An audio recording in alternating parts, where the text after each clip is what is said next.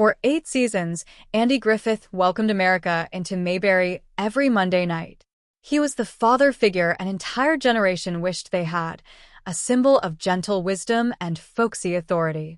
But the man behind the sheriff's badge lived a life that looked nothing like the one he led on television. Behind the warm smile lay 3 marriages, a son he could not save, and a first wife who died young, largely forgotten by the public that once adored the Griffith family. By the time he took his last breath in 2012, Andy had endured devastating struggles the cameras never caught. This is the true story of Andy Griffith and the tragic ending that waited for him and the woman who stood by his side from the start. Welcome to Royal Time of Hollywood. Today, we pull back the curtain on the man behind the badge. A childhood of scars. The face of comfort seen on the Andy Griffith Show was a carefully constructed persona. Andy Griffith was born on June 1, 1926, in Mount Airy, North Carolina, into a world defined by poverty and isolation. His father was a carpenter who struggled to find steady work during the Great Depression. At one point, the family lived in a home so modest it lacked an indoor bathroom. In a small town, poverty is hard to hide. Andy was frequently targeted by bullies who mocked his clothes and his wrong side of the tracks status. This persistent cruelty left deep emotional wounds and bred a quiet, potent anger he would carry forever. He found refuge in 2 places: his local church and music. He mastered the guitar and banjo, eventually shifting his focus from the ministry to a Bachelor of Music from the University of North Carolina. The rise of a legend. Andy's breakthrough didn't happen in Hollywood. It happened in a recording studio. In 1953, his comedic monologue, "What It Was Football," became a national sensation, selling 800,000 copies. This led to Broadway and a chilling film debut in A Face in the Crowd, where he tapped into his repressed childhood rage to play a manipulative media star.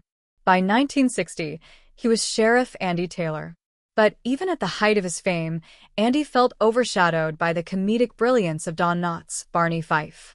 When the show ended in 1968, Andy tried to distance himself from Mayberry, but he was typecast for nearly 2 decades, a professional wilderness that only ended with the 1986 debut of Matlock. Barbara, the first wife and the silent sacrifice. In the late 1940s, Andy met Barbara Bray Edwards. She was a talented singer and his absolute partner during his years as a struggling teacher. Barbara was the stabilizing force who could calm Andy's temper, yet she lived in the shadow of his massive success. The couple faced a private sorrow. They were unable to conceive biologically. They chose to adopt 2 children, Sam and Dixie. However, the pressures of fame and Andy's obsession with his work eventually cracked their foundation. After 23 years of marriage, they divorced in 1972. Barbara stepped away from the spotlight completely, but her later years were defined by tragedy. She watched her son, Sam, spiral into addiction, a burden she carried until her own quiet death in 1980 at just 53 years old. Andy was reportedly devastated by the loss of the woman who knew him before the world did, though he kept his grief private. A father's worst nightmare.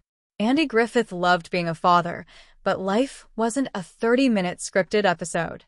His son, Sam Griffith, battled severe alcoholism and substance abuse for years. Despite Andy's resources and the perfect father image he projected on screen, he could not save his son. In 1996, Sam died tragically at the age of 38.